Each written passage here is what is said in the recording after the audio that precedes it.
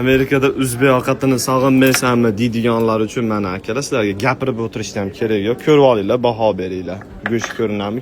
Uy bilimchisiz. Va yoshi katta amakilar hamda bobolar mana shunaqa qilib banketlar qilib o'tirishadi. Hozir bularga ortiqcha hazil huzul qilib qo'ymay, ertaga meni ko'rib ko'zimni orbitasidan chiqarib yuborishmasin. Kimlardir qiziqishi mumkin, nimaga unaqa gap? Uy mashinam farasi o'chmaganmi? Mana qaranglar, yonib qopti. Sizlarga nima qizig'i bor?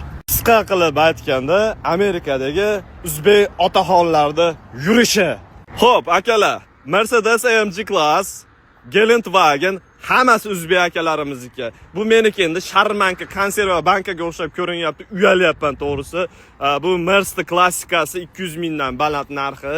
Tak, undan tashqari Cadillac, Range Rover va barabanda chop tursanglar kengisini ko'rsataman. Ya'ni Rolls-Royce Cullinan qaytaraman o'zbeklarga Rubicon.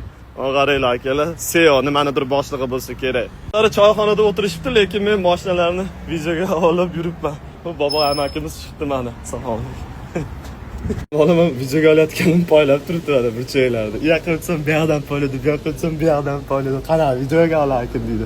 Hammamiz akalar mana shunaqa o'zlarimizni, yaqinlarimizga, otalarimizga shunaqa mashinalar olib berish nasib qilsin.